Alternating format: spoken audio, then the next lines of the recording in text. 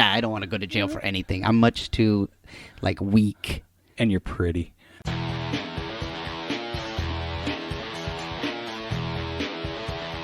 You are listening to the Stand Up Dads podcast.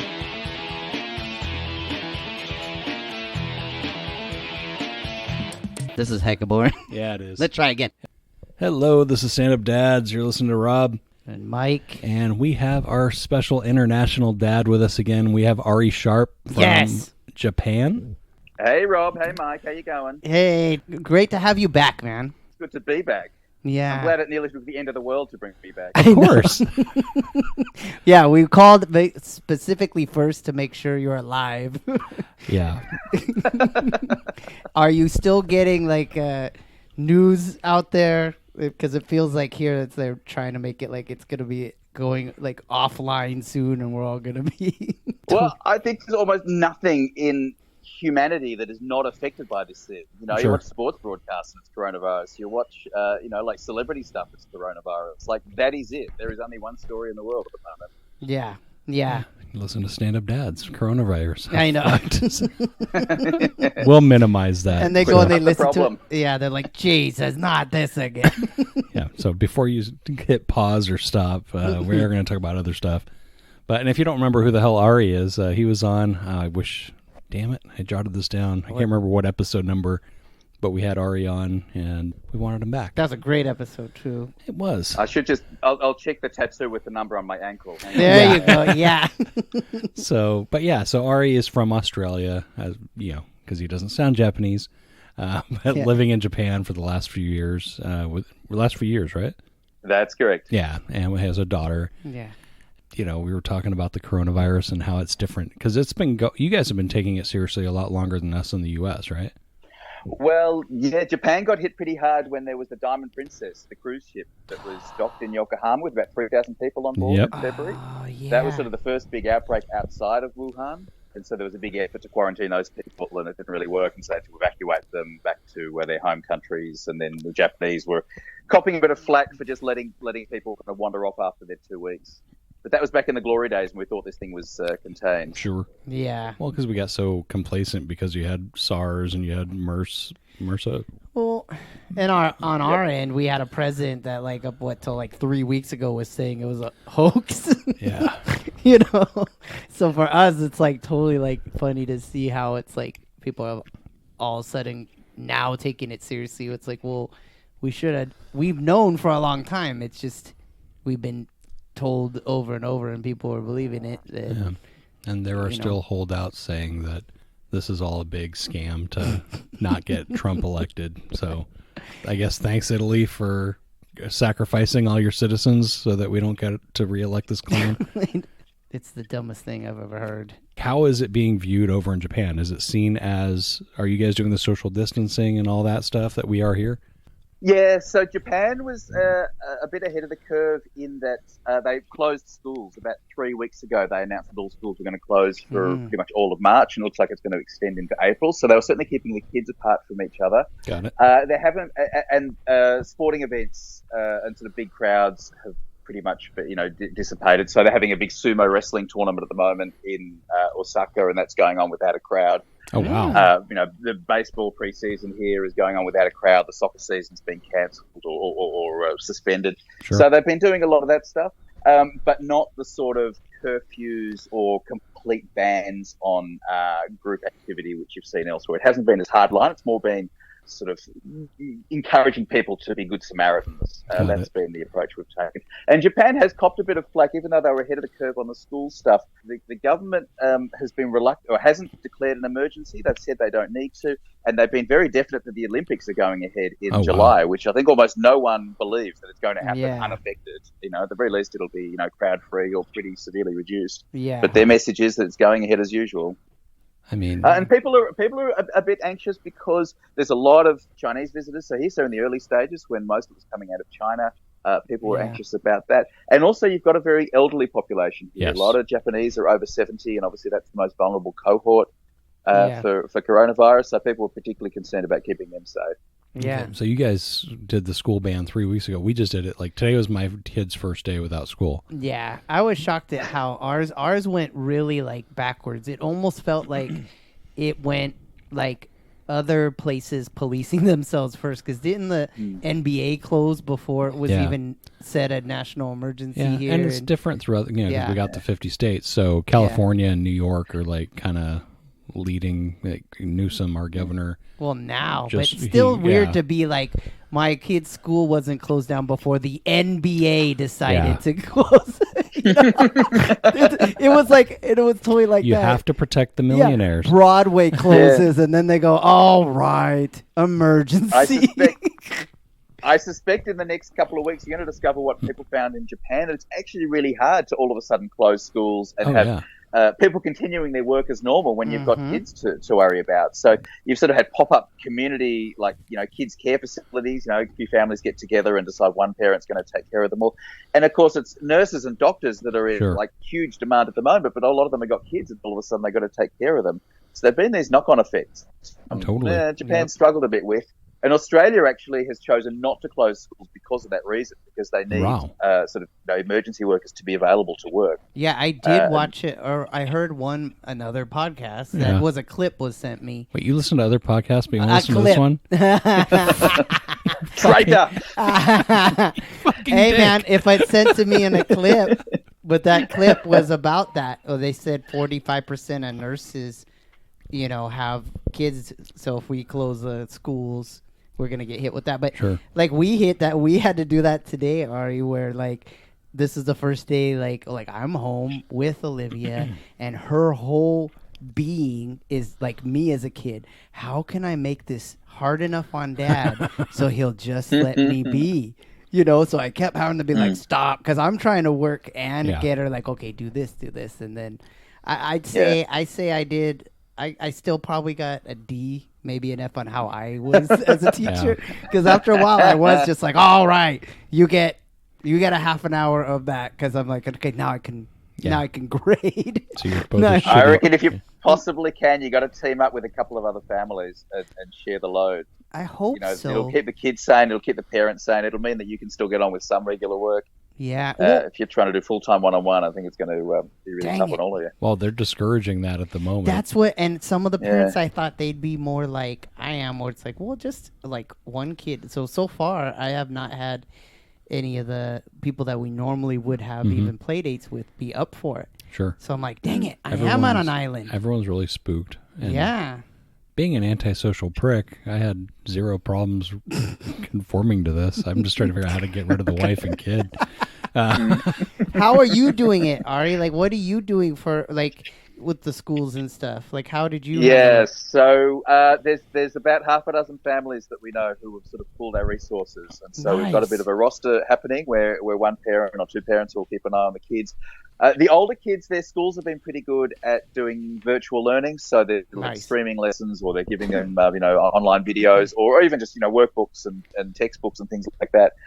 So the older kids have sort of got a bit of structure. For the younger kids, we're just sort of getting together and pooling resources to look after them and, run art activities, things like that. So I was helping out for a couple of hours yesterday, so looking after half a dozen kids with some help. And it was good. It kept everyone sane, gave people things to do, gave us a bit of structure, I think. That's what one of the things I'm worried about is that we just lose all structure and we just sort of stay at home terrified. And that's not good for anyone. Are you guys having the morons wiping out the toilet paper? I think it's a worldwide phenomenon. Oh, really? Yes. Okay, so it's not just us. Toilet paper's off the shelves here. We haven't been able to buy any for about a week. Certainly in Australia, there was a cat fight in the aisle of a supermarket trying to get hands on toilet paper. The police were called. It got really serious in Sydney. Oh my God, man! I know my friends that work at there's a place called Chipotle or whatever the restaurant. They had a whole day where people were stealing their toilet paper and like running out like as if they're gonna get tackled. Like they're like they just had to keep restocking it. But it's like, wow, man, it's getting that crazy that they're gonna be like, I don't know. I'm gonna die. Give me that toilet paper. Partially comforting to know that the rest of the world is as stupid as we are, but it's more distressing at the same time. Yeah. I take it as a vote of confidence. It means people don't think there'll be a food shortage anytime soon. Yeah. Yeah. I'm gonna have plenty of You would shit. hope so. Yeah. And Mike brought up a good point that you noticed, like all the the paper and stuff was wiped out, but there were still candles. Oh yeah, my friend posted, and it made me laugh because she posted a picture, was a whole aisle wiped out except the candles, and she all she wrote on it was, "Leaving the candles seems like a tactical error." Yeah, because if you think the world's gonna end, You're like surrounded by your TP and your disinfectant. In the I dark. got my food, and the power could go out. Yeah. How does electricity work again? I haven't heard that happening anywhere yet. That's hecka funny, man. But I don't know. So I think parents are sort of, we've got a bit of a job to kind of shield the kids from the worst of it. Like, it's pretty bloody dire at the moment, but yeah. I think we're sort of got to help them keep their equilibrium. I was thinking of do you remember the film 20 years ago, Life is Beautiful? Roberto Benigni made it. Oh, yeah. Yes. Life in an Italian concentration camp, where the father looked after his son by treating it as a bit of a game. Yep. That's this sort of dark comedy. I think that's almost what we're going through. We're trying to treat, going shopping, getting toilet paper as a game. Yeah. Just to keep kids' mood up. Well, yeah, and try to shield them from it. Yeah, totally. Because, I mean, just talking about it with Oli a bunch of times, it's always like, how bad is this going to be? And then because they say it mostly hits older people, she keeps saying, well, I don't want you to die. I'm like, dang it. It's not me. I am. My kid did that today. old. Yeah. He's like, you're old. To them, they're like the elderly. And she's like, yeah, are you feeling okay? I am not technically elderly yet. Leave me alone. Well, she's Ari, like, sit down. You gave us a good segue into how to talk to your kid about coronavirus. Yes. And we called you because I have no idea how to do it right. My kid thinks I'm going to die, so help me, Ari. Well, your daughter's what, 3 or 4, right? Yeah, she's nearly 4 now. Okay. Yeah. I don't know what a talk would be with a 4-year-old, but at the same time, just showing if you do happen to be around when something like that happens, like those fights and stuff. Yeah, I mean, so like I found a few websites. I'll post links to it in the show notes. This one's from kidshealth.org. Find out what your kid already knows and, ask questions geared at their age level. Oh. So, you're not going to ask about, do you know how viruses work to a 4-year-old? Yeah, that's true. Because they'll just be like, can I color or whatever? Yeah. Just to find out if you've even heard about the damn thing. I was kind of surprised when my kid was talking about coronavirus. I'm like, oh, shit, they've talked about it in class. They talk about it so much that they just don't know even what it is. Like. And then, it says follow your kid's lead. Like, if they want to keep talking. And if they seem to not want to talk about it anymore, fine. Okay. Because you kind of can control what they're doing. Let's see. Offer comfort and honesty. Make them feel safe, but be truthful. If they ask about something you don't know what the answer is, say so. I got to make sure Oli's not still licking tags like she said she did when she was little. Did you hear that one? Ari? I did. She told me that out of nowhere at one point where she was like, I forget what we were talking about. It was a department store. We were just randomly talking about like things we did when we were little or something and she's like, well, when I was littler, I used to go around and lick all the tags at Target. I was like, what? Why would you do that? She's like, I don't know. So I better go and double back on that and go, when you said you used to do it, is that still the case? Cause maybe she's patient 0. It's all her fault. Yeah. That's where it started. 5 years ago. They're going to see it where they're going to be like, it sort of seems like it started in Orangevale. Has anyone even heard of that place? I'm like, oh no. Time to pack our bags. Ari, where's the safest place to live that does not have extradition? Deep underground. Start digging. We got to get out of here. Dude. We were actually rewarding him. This is going to sound gross, but we're rewarding him for not picking his nose. It's like, I didn't catch you picking your nose all week. We need to do a poster for that. You know, you have to put up reward charts. We need to make a reward chart. People can buy of like not picking your nose. Just so gross. That's awesome. Oh my God. Everyone else has cleaned the toilet and take out the garbage. Like, look, man. Don't pick your nose. I got to pick my battles, and I got to start from where the real problem is. I'm just glad he doesn't scoot his ass on the carpet like a dog anymore. That's hilarious. But my chart is don't pick his nose. Don't pick your nose anymore. Good job. Fuck. Yeah. Don't drool. Not on only the do you curtain. not die, but you get a Little Mermaid figurine as well. That's Yeah. awesome. So I think he's doomed. I love it. Oh man. I'm not going to go through the whole thing, but it's just give your kids specific things they can do so they can feel like they're in control. Okay. Like washing your hands, not Yeah. picking your nose, Yeah. or washing your hands after you pick your nose. Fucking A. That's so funny that's something that has to be added on. Once you lock down, don't pick your nose. Yeah. 2 weeks from now, we'll add on wash your hands after. We got to make sure we get lock this one. Yeah, and then model I it, love it. because like you didn't wash your hands, so Oh, and that's another problem, Ari, is like, I don't know. Is this a problem internationally? Because I swear, even like I've noticed it normally because it always drives me crazy when I see it. But now that this virus is around, I swear I'm aware of everyone who leaves the bathroom without washing their hands. oh, I've always been. And it's like, I mean, there are always people too where it's not a little kid. Like this guy that was at but where Oli was gonna have her musical or whatever. He's probably, I'd say, 60 or something. But he went in, coughing, Yeah, takes a leak and walks right out. I'm like, man, come on. And another guy was telling me, somebody came out, just took a massive dump and walked out. I said, come on. hopefully he What's at least wrong? wiped his ass. Yeah, and then those people probably have everything hoarded, and they're just not used. Like, we're not Sure. going to use the disinfectant. Yeah. We're just Well- going to keep it. I mean, I don't know if it's a stereotype, but I always imagine Japan being very clean. Yeah, it is. No, people are in really good habits. So, like, certainly washing hands in bathrooms is a big deal. Although, for some reason, they don't have towels or even paper towels available. So you've either got to use like an electric dryer or carry a little towel around with you. So Got that's it. a bit of a quirk that catches a lot of foreigners like us out. And if you go to restaurants, you get a little like moist towelette. That's like Okay. everywhere you go. Even quite basic places will have that. So you'll at least feel clean, even if a whole lot of bacteria is surviving. Got it. I'm assuming it's a different moist towelette, or Yes. Thankfully, we have sharing? enough, one per person. There's no need to share them around the table.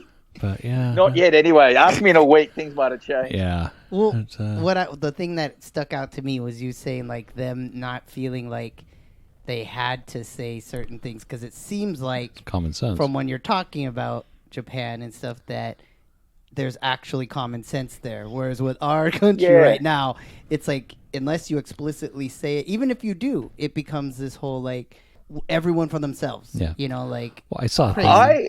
I wonder whether Japan is actually benefiting from it being having a lot of like disaster preparation messaging that goes out because it's in such an earthquake-prone area. And we had the big one 9 years ago that struck. A part of the messaging is, stay calm, get your family together, make sure you've got a supply of goods at home. Kind of like there's a real don't panic message that's been Sure. drilled out, and kids get that from a very young age and get a lot of like public announcements on Which that is sort of probably thing. good. So I think Yeah. people have sort of got that capacity in their brain to cope and to not just panic at a moment. yes. And, it was only 9 years ago when the big earthquake hit and there was a tsunami and obviously the nuclear plants went offline. Like that summer here, electricity was off and there were food shortages. Like there were serious problems, but people were quite stoic through it and kept calm and pushed on. And so I think there's that residual memory 9 years on and that is standing people here in good stead. And it was it like where they were, like were people making runs on food and stuff and everything, or were they all pretty? Yeah, there was. Well, what happened was a lot of the food that came from the region of the country where there was the nuclear meltdown, people were just staying away from it because they just didn't know whether it was safe to eat. And there's still, mixed opinions on how safe it was. And that was like a big agricultural region. Yeah. So a lot of locally produced food was available, but people were reluctant to eat it. Oh, And that so then makes obviously sense. other foods were taken, and there was I kind of don't a think I knock-on would've. effect. Yeah, I wouldn't. Yeah, and they changed. changed because it was a couple of months before summer here, and summer here is swelteringly hot, and there just wasn't the power supply, so a lot of buildings weren't air conditioned. They introduced what they called cool biz, so people could go to work like without wearing the whole suit and tie thing, Oh, okay. just to adjust to the temperature. So people kind of made little lifestyle changes that made things bearable. Got it. That's pretty cool. So that I think kicking in this time as well. And there's always the hovering threat of Godzilla. oh yeah. Sorry. Yes. Total non sequitur, but I'm looking right behind Mike. He has two Yes, statues amazing of Godzillas. action figures of Godzilla. My brother got me. Yeah, he's got me one. I think they make these killer like where they've made them like specific costumes. I have one Godzilla that's from Godzilla versus King Kong, which is a great I don't think we have time to nerd out today, Mike. Oh, come on. Yeah, well, you brought it up, man, and I will nerd out. And that's part of what I did over the weekend, where it's like you're being locked in. I read 54 issues of this comic called Saga that was freaking amazing. You got to read that. That's a good weekend right there. Oh, my God. Yeah, that one, and then my brother's comic I reread. That's good. But yeah, God, man. Yeah. Like, so I am catching up on that stuff. That's good. I'm just trying to see. Look at the links. I'll post both of them. There's one from Kids Health. There's one from like CDC. Well, I'm really interested. Like, this has been worth its weight in gold. Just hearing that. Like, how long did it take you to get that set up, Ari? Like your like group of friends. People moved pretty fast. So it was on a Thursday. The government announced the schools were closing from the following Monday, and there was sort of a meeting of parents on that weekend. And agreed to set up the bare bones of it, and then it sort of built over time. Because remember, there's a lot of teachers that are now out of work that have got a bit of time spare and are keen to do that sort of thing. So we've ended up bringing in a teacher to kind of help coordinate it. Nice. And there's a lot of special activities. So we've got a gym instructor who's coming in running like a phys ed class for the kids, and there's an art instructor and a music teacher and lots of different ones. Oh my God, where are they having it? Somebody's got a big enough house, or is it like... Yeah, we're lucky we found a bit of communal space here that's got enough room for the kids to put all their gear and to run some activities. Man, that sounds better than the school she goes to. Yeah, but it's awesome. It's tricky because if they're worried about kind of transmission through kids through having large groups of them together, then you can you end up with the same problem if you get too many kids. So I don't know what the right number is. Yeah, I mean here they're trying to keep it under 10. I've seen some people say keep it under 5 people at a time. Yeah. Well, what the problem that I run into with it, it's like, all right, like we just stopped doing it. So then you get people going like, hey, why'd you leave your house today? And it's like, dude, you were fighting in Costco like over the weekend. Yeah. Or it also pops in my head, I don't even know if you wash your hands. You know? It's like 1 out of 10 of you isn't wash your hands. Well, out of all the gross stuff you talked about with the bathroom earlier, the worst I've seen was a guy that went straight from the urinal to the paper towels. Which means you got piss on your hands. You didn't even bother to rinse them. You just wiped it off. You still felt like you had to go there. So, I don't know. It doesn't surprise me that these diseases spread. Yeah. I'm always suspicious. So you think the handshake won't be making a comeback anytime soon then? Not for a while. Handshakes are gone long term?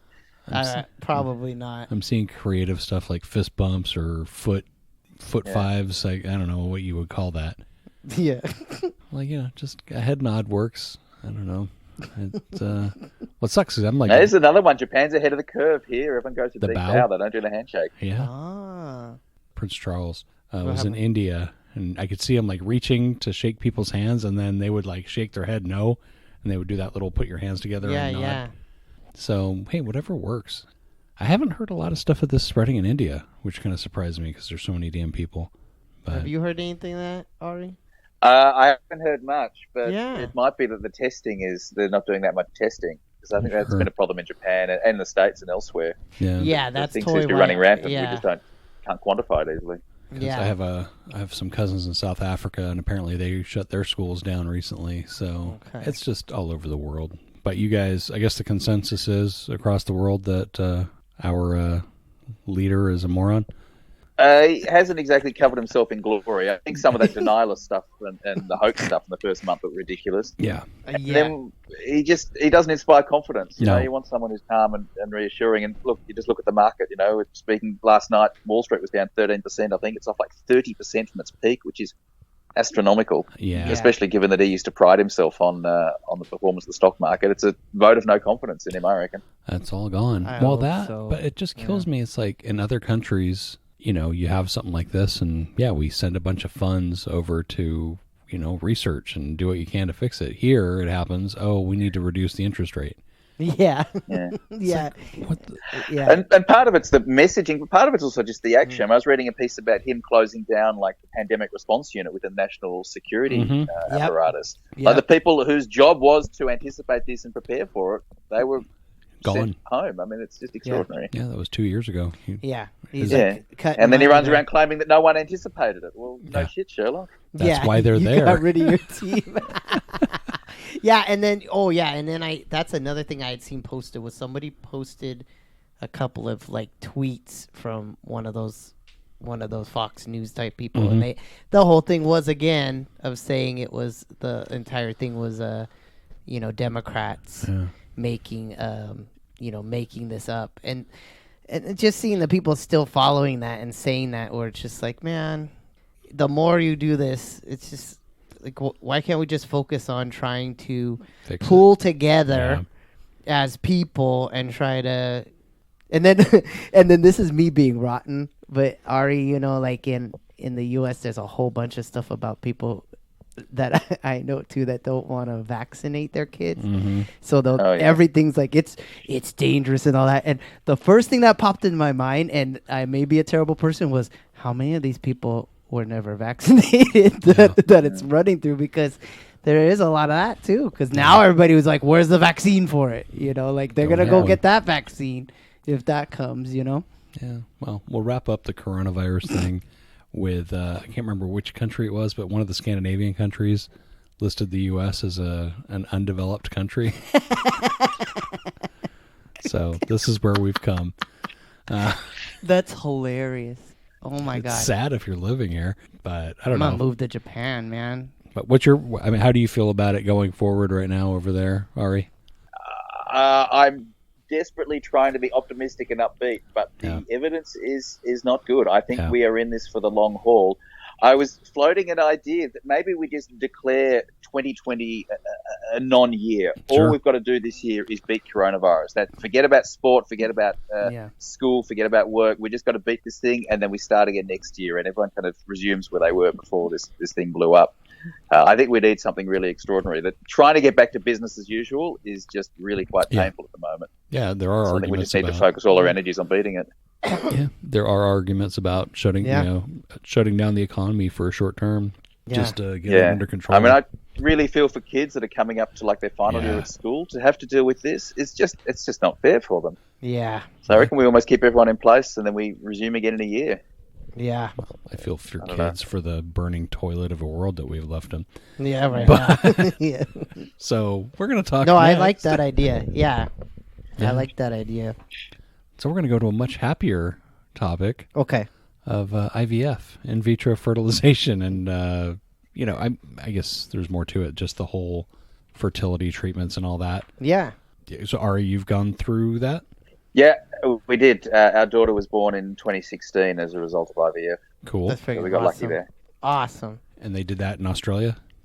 Yeah, that's right. It's becoming really common in Australia. I think because you're getting a lot of parents people that are trying to become parents a bit later on in life. Okay. If you're trying to do it north of 35, it becomes tougher and tougher to do it naturally. And so IVF is coming into fashion. How long were you guys trying before, if you don't mind me asking? I was sort of trying using the old-fashioned method for a while, maybe a year, and it wasn't happening. Sure. And so we sort of investigated the medical route. And then we're actually really fortunate when we went down the medical path that we were first time lucky, which is very unusual. Nice. There's a success rate, I think, of about 20% on each round. So you usually got to try a few times before you get lucky if you do it all. Now, what does something like that cost in Australia?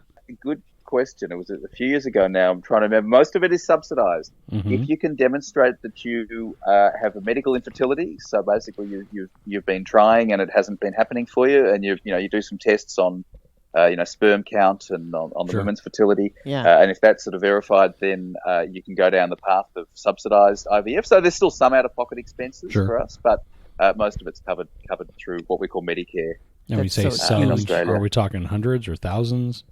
Probably across the course of the treatment, we're probably down a couple of thousand Australian, which is similar in US, but not the tens of thousands that it actually would have cost at a wholesale level. Yeah. Wow. I worked with a guy that they had done like 3 times, and then they had decided to adopt because it was too many. But they had basically done about 70,000 or something at that point in the Bay, in the Bay Area, and trying to go to the best places. But it was a lot of money, Yeah, well, they were talking about in the U.S., average couple spent about $19,000 and then every cycle was an additional $7,000. Wow. Yeah. And like you said, it doesn't take on the first time. So like if you go through 3 cycles, it's easily over $30,000. Wow. Which, hey, that would have been come in handy to raise my kid. Yeah. Yeah. Yeah. There's a massive financial toll, and there's a big psychological toll as well. It is really emotionally draining going through those rounds. I remember hearing stories about people in Australia who've gone through dozens of rounds without success, and just every time they get more and more desperate, and it's taking a big toll on them. It's really tough going, and then at some point you just got to kind of make peace with the fact that it just might not be your lot in life. Sure. You've got to turn to adoption or find other things that give you satisfaction.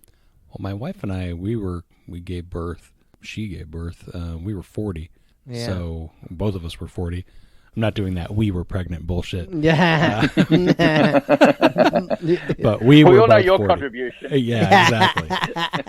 But we were having a rough time, so we actually went to the doctor. We didn't get so far as the IVF, but there was some stuff where there were some injections they wanted her to take, and of course, there's the whole here, watch the movie and take this cup.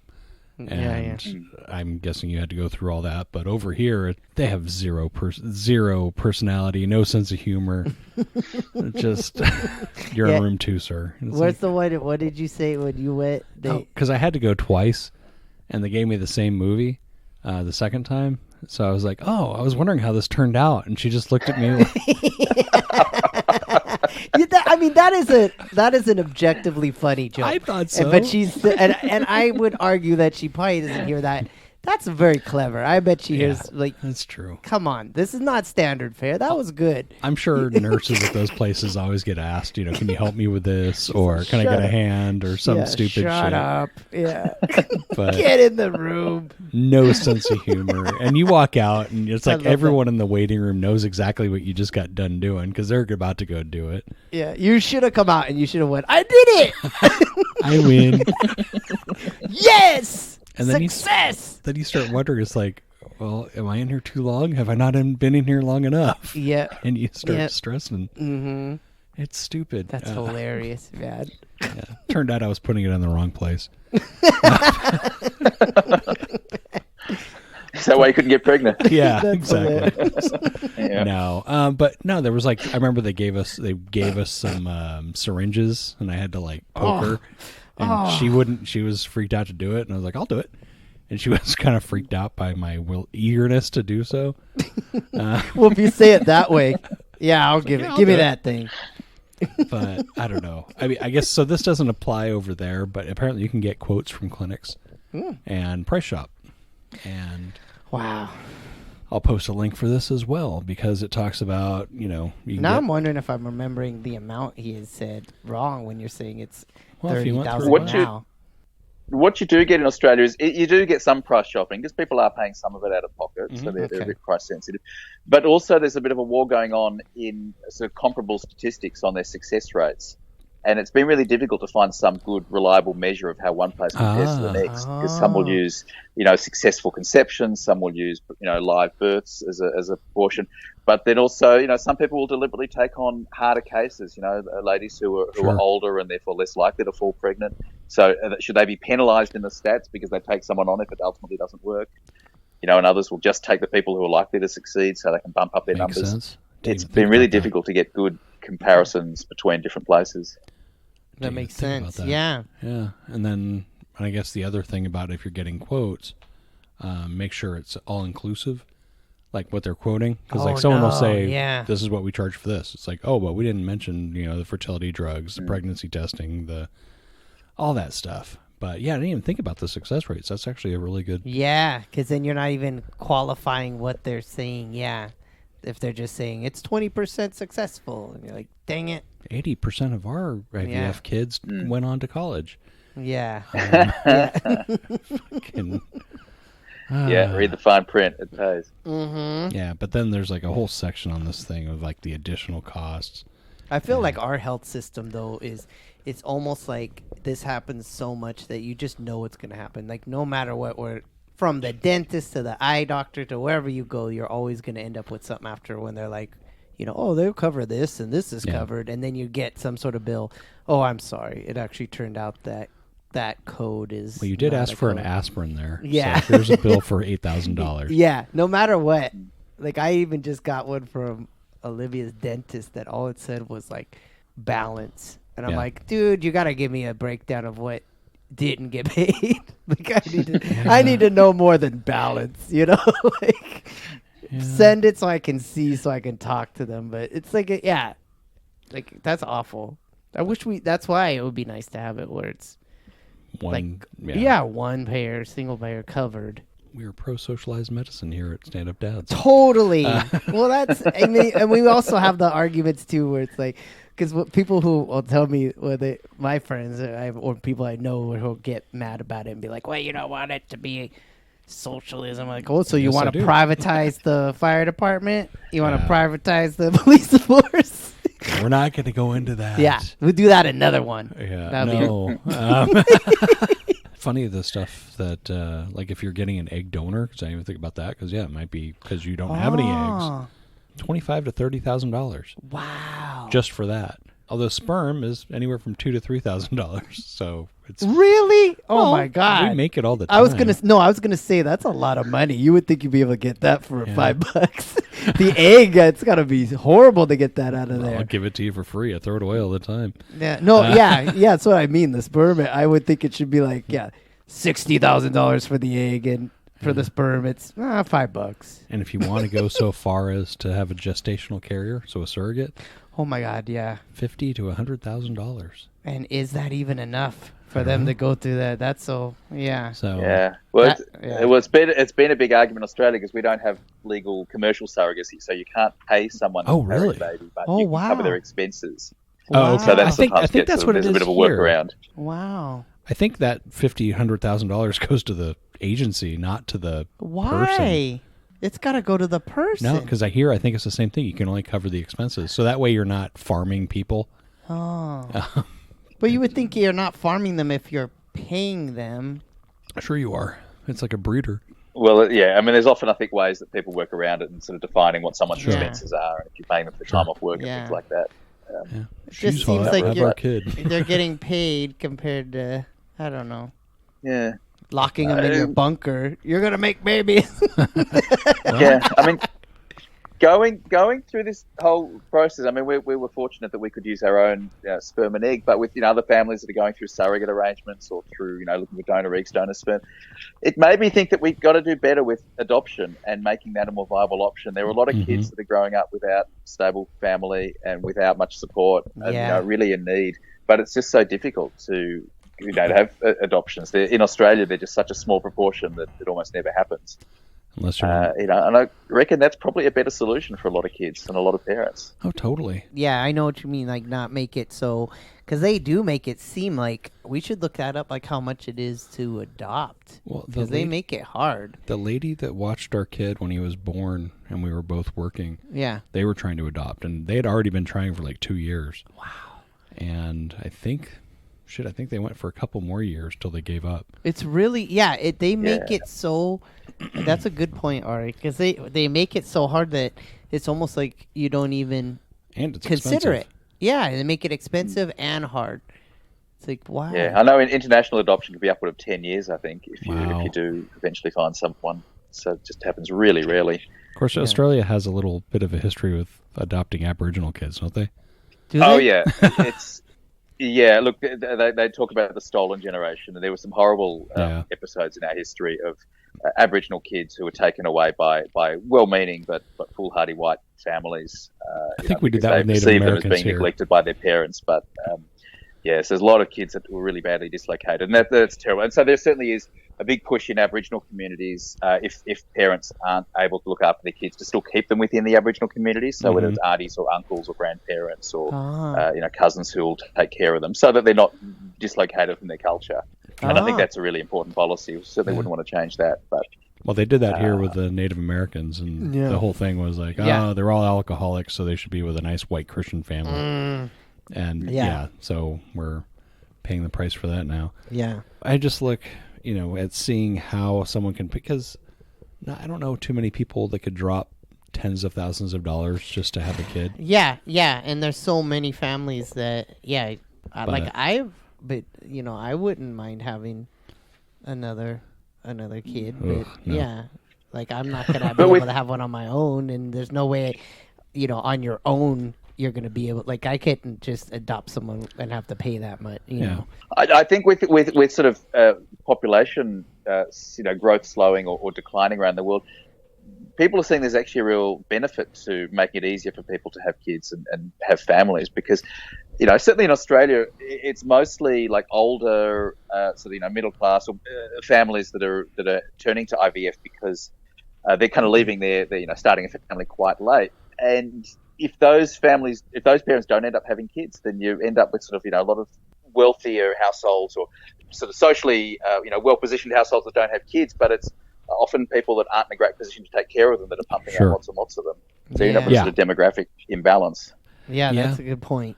Smart people don't have 8 kids. Well, it depends. Yeah, I don't know. Yeah. So would you do it again? I think if we were to try for another one, and that's an open question, I think we'd probably try the traditional method first, and then look at our options. I mean, one of the I suppose the upsides of IVF is that you often have zygotes or embryos that are in the freezer, so to speak. That you'll have a whole lot, and you'll implant some, and they'll turn into a baby, and others will be available later on. And so that makes it a bit easier if you have the mother who is getting older. Usually by the time you hit 40, it's quite difficult to fall pregnant. But if you've got some of the zygotes in the freezer, it makes it more likely that can happen. Now, do they charge you like a storage? Handy. Charge you like a storage fee? Okay, good. Yeah, we offered to keep it in the freezer at home, but that's a done thing. No, you got to pay the storage fee and hope like hell that they don't mix up the labels and give you someone else's. Yeah. I didn't even think about that. That's hilarious. It's like, I guess we're raising a Japanese kid. Yeah. It's like the old joke though, where it's like, "Oh, do you have something to tell me?" Yeah. Well, explain yourself. What? Yeah. Dude, I don't know. So having gone through it, is there any advice you would give to someone that's about to start it? Strap yourself in for a long journey. It might. We're talking about what the fella needs to do, and that's pretty straightforward. Yeah. Certainly for the woman, it's a big ordeal physically and psychologically. It's really draining. A lot of injections, a lot of drugs, a lot of hormone fluctuations. Got it. You got to do a heck of a lot before you get a starting line, and then the success rate is not great on any single round. Got it. And so you implant it, and you've got that sort of 2-week wait before you find out whether you've actually fallen pregnant and it's taken hold, and that's a really stressful time. So be kind to yourself and be kind to other people. It sometimes helps to put a bit of distance between yourself and other parents or other little kids, because that can really be a trigger for some people. If you're feeling a bit sensitive about your own, fertility troubles, and then you're, with people that have got lots of kids, that can be quite tough. So just maybe find ways to look after yourself and not put yourself in deliberately painful, stressful situations. So actually, a time like now with social separation. Yeah. Or what's the word again? Social distancing. Yeah. That'd be a perfect time. Yeah. It's the perfect time. No, but you don't even think about that. But yeah, because I remember Kim was a basket case when we were going through all that stuff. Just because, I can't even imagine, because when I found out my swimmers were okay, it was nothing. I was like, okay, I don't feel bad about me. It's not, and it's just, and it was easy. It wasn't hard to get. It was kind of enjoyable, I guess. I enjoyed myself. They had a good movie. I got to finish both the movie and everything went Rob's way. Yeah. So did they give you like some food on the way out? No, hey, I wouldn't eat food from you there. Want a burger? What the heck is this place? Would you like some? I'm gonna hang out here. We got ribs. We got something for you for your free hand. Yeah, one for your free hand.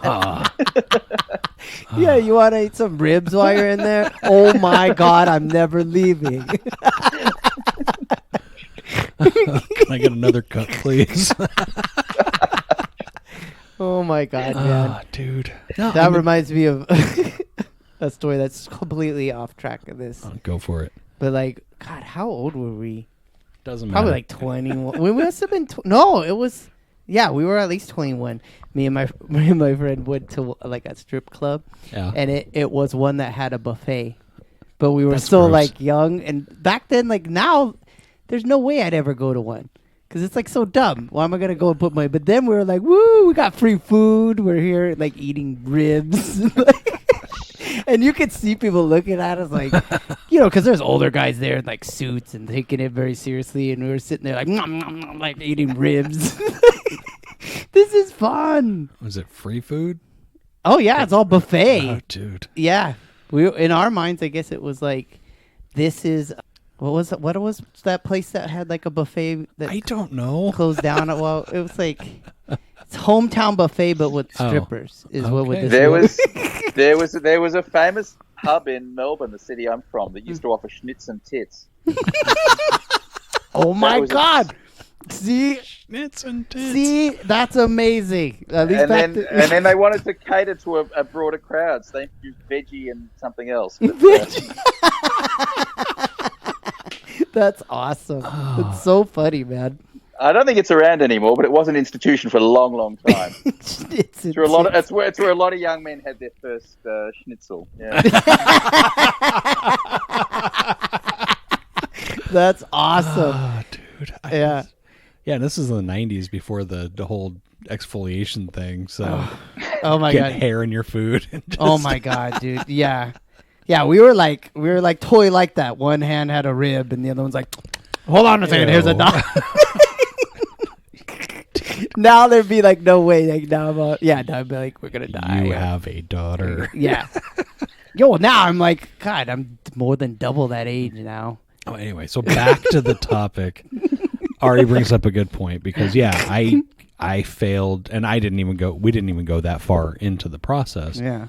I didn't take into account, what she was going through with all this because, it's like, why are you so crabby? It's like, we're going to work this out. It's fine. And Yo, I hate to see you so sad. Can you go cry in the back room? And it's a team sport, right? So Yeah. early on in the process, you've got to kind of find out where the problem is, whether it's with him, with her, or just unexplained, and that happens. But you've got to be on the same team on this. As soon as you start pointing fingers, you're in deep strife. Dang it. Yeah. So you sort of got to work together through whatever the problem is, wherever it lies. I mean, I think that would have saved me a lot of fights if I had been mature enough. What's funny is you were 40. You can't. I You can't. was. Say, I can't. I'm still a man You child. can't lean on. Yeah, you can't lean on. Well, it was a long, long time ago. You're like, it was a couple years back. Something. How old's your kid again? Never mind. I don't want to talk about it. Isn't your kid only 7? Oh, shut up. I've grown a lot since I had a child. Well, in the interest of kind of, if you stretch this, our bad dad this week Yeah. is a bad mom. What? So we're talking about all the stuff people are willing to do to get a kid. Yeah. U.S. mom arrested for trying to trade her 1-year-old daughter for a 1992 car. Oh my God. What So- the heck? What model of car was it? That's the thing. I'm like a 92. So this is from October of 2019. So the car is already what? 27 years old, Yeah. right? Is my math wrong there? I don't know. Did it have low mileage though? Yeah, it's practically a 30-year-old car. So I'm thinking it's got to be something special. Oh my God. It's a 1992 Plymouth Laser. Wow. Piece of shit. So and this is from the UK. This is shocking, man. The story is from the news. The article is from the UK. Mother in the U.S. been arrested for apparently trading her 1-year-old daughter for a car. Oh my God. So it actually went through. It wasn't like she offered it and the person called. So somebody went okay. Yes. So that makes it even like another level of Well, now horrible. I'm trying to figure out what the fuck does that person want with a 1-year-old? I know. Well, Or- even, yeah. Although a Plymouth Laser is a lot cheaper than IVF in the U.S. Yeah. So Yeah. it happened in North Carolina. Officers were alerted when the baby was taken to the hospital with bruises. And then they were asking the new parents questions, and then that's how they found out what was going on. Oh, so the people they questioned were the ones that had taken the baby. Yeah. So they were trying to raise it as their own. But yeah, the people that took it, they were older. They were 47 and 53. Sometimes I don't want to do the bad dad segment because it's I almost know. like we're like, ha, ha, ha, ha. Well, and then bam. And I'm like, oh. I and thought wanna it was leave all okay. sad. I got rid of all the murder stories. Yeah. But Thinking that would make it cheerful. yeah. But I think sometimes that's just like, oh, that sucked. Move on. Trading your kid for a car is Trading still your like kid for a shitty car. oh. We needed Ari to have a bad dad story from Well, the one we had when Ari was here was when we had the dad that dropped his kid off in the mountains of Japan. Oh yeah. And yeah. he said, I remember that. Yeah. And he said, thank you, Dad, for being such a great father. It's like, what? What? But the advert for the car, the laser gains all-wheel drive is an option that greatly improves handling. Front and rear styling changes include headlights, tail lamps, and a new rear spoiler on turbo models. Well then. So online, the vehicle sells for from 5,000 to 11,000 pounds. It still commands that kind of money? So yeah, Wow. The heck? but still, I mean, That's a lot of money for a shitbox. I know. exactly. So I would never sell my kid, but I would, if I did, I'd be entertaining offers a lot bigger than that. But was she a collector? I don't think so. It sounds like It a may have been crackhead like to a me. holy grail moment where she was like, I love my daughter, and yet I've been looking for this car. and one. This has been my white whale. You don't understand, your officer. I've been hunting this. It is the crowning jewel of my collection of shit cars. Or maybe it's like this was the DeLorean from Back to the Future. Even then, it's like Oh, well then, because then you could just drive back and take your kid back. And they'd be like, damn it. No. That's what I would do. I'd be like, all right. That And then was I a would turn movie. it back. Zoom gut. Pick them up. It doesn't work at 88 miles an hour, Mike. Damn it. But I don't know. Yeah, do you have any bad dad stories out there that we've missed out on with all this? There's nothing else in the news right now, unfortunately. Or someone personal, you know. You could just change their name of it. Jeez. I got a bad dad around the block. We all know some of them. Crickets over there. He's all, I don't want to incriminate myself. Did we lose him? No, sorry. Did you? Oh. Was that a question for me? I thought that was more a question out into the ether. No. Oh, no, yeah. I was like, do you know? Yeah. No, you. Or have you met the dad that left his Oh. kid out in the mountains? No, but I found a guy with a really cool Mazda, so maybe there's something in that. Aren't those pretty common out there? Yeah, you get a good trade in for it. That's heck of funny. I don't know. I'm just. What is it? Yeah. No bad dad stories come to mind, but I certainly keep my eyes open for it. Yeah. I don't know. Yeah, we have to figure out how to make it not so depressing when I bring up the bad dad. I know. It definitely is like, it's like a kick in the balls at the know, end. it It's always really like, we're is. like, ha, ha, ha. And then we go, this episode is brought to you by... It always ends all sad. Thank you, Ari. And then Ari's like, I'm never coming back on again. He's going to wake up dreaming about this. Like, he traded her kid. I'm never going on that show again. But we've established that I do the bad dads to make me feel better about how shitty of a dad I am. I reckon you're going to get a flood of bad dad stories the next few months because you're going to get a whole lot of kids at home, a whole lot of dads that are at home spending you're hours and right. hours together when they don't normally. Ooh, And they're going to do some stupid shit. Oh, that's true. There's going to be some very good backyard science experiments, I reckon. Oh, I wonder didn't if even think of that. People are Yeah. going to be blowing stuff up, mixing stuff together, seeing what happens. Yeah. Wonder if anyone's going to trade a kid for a case of toilet paper. Oh, that would be awful. Don't get any fucking ideas out there, goddamn I it. know. I know. They stopped production. It was going to take a month to get some more. Jesus Christ. Well, Ari, do you have anything else for us? Words of wisdom since you've gone through this? It sounds like you guys are like 3 weeks ahead of us on this. Yeah. Yeah, I think certainly with the school's closure. The bit of advice is just to look after each other. I mean, it sounds trite and cliche, but everyone's going through really tough emotional time, physical time, financial time. Just give people a bit of latitude and, don't feel that we need to rush back to things as usual immediately. Things are going to take time to work through, and we just got to kind of accept that and be a bit kind to each other. No punchline to it, but I think that's what we're going to do. Yeah. It's actually the most rational thing I've heard about this in weeks. So I know. I think we do need more of that. There's not enough of it where people are talking about like you'll see some of it. I've seen some of my friends are posting stuff where they're like, if anybody needs, food or toilet paper or trying to help, we're posting the stuff for the schools because that's another thing that is a big deal is with the schools closing, a lot of the children, that's the only places they were getting food. Now we're trying to, when they post it, everyone will try to post where it's at in the neighborhood so they know, okay, now to get the food is at this library on Mondays and Wednesdays. So what they're doing is a lot of times they're doing the dinner or the lunch and the breakfast for the next day will be, and they can just drive up and get it. Nice. Which is pretty friggin' awesome.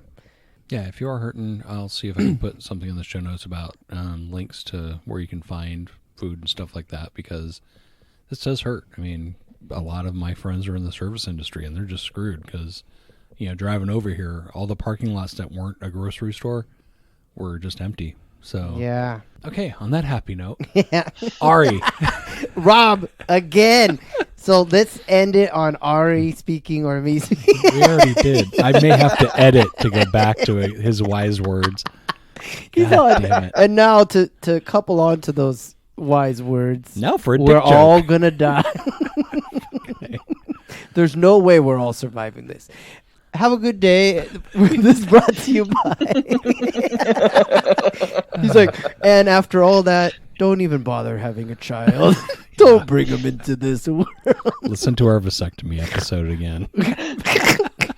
Ari, should we have a new ending to the show that's, and now Robert's. And now Robert will close our. Robert imitates Eeyore. And now Robert's take. Doesn't matter. We're all going to die anyway. Ari, thank you so much for coming back on. I'm so glad you reached out again. Yeah, man. Yeah. Rob and Mike, it's been a pleasure. I'm really enjoying being a listener and loving being on the line when I can be. Yeah. Whenever you want to, man. It's been fun talking with you. We definitely have to check in with you once this all settles down to see how the world looks, and how it's different. Because I'm sure we can't even imagine what it's going to be like in 4 months. Yeah. 4 weeks. I think we're working this all out as we go through. If you're listening, email us, thestandupdads@gmail.com. Subscribe to us. We drop new episodes every Sunday. And international dads, present company included, reach out to us. And, we'd love to have you on. We had, downloads in Mozambique and we had a bunch in Hong Kong recently. Cool. So I would love to hear about what's going on there. If you need artwork. Oh, if you need artwork, I still haven't updated the site. It's okay. It'll never be updated. It's pencilforhire.com, pencil FOR hire, or pencil for hire on Instagram. And if you're going to have plenty of free time, so you need something to read, so go see Doug Gray's new graphic novel. Novel? It's a novel. And I'll have the link part for one. that. It's part 1 of 3. It's hilarious. I guarantee you're going to enjoy it. It's affordable, and it'll be in your door in a couple of days, and it'll keep you from being bored through all this quarantine stuff. Yeah. Get my side project, Gag on This Podcast. That's run by Big Nick. We record at Blacktop Comedy every Wednesday at 5:30, although now that comedy club is closed, so we'll let you know when that's open for audience. But listen to it anyway. It's a good time. We listen to we interview local comics and have a great time doing it. Anyway, Ari, thank you for putting up through all that bullshit.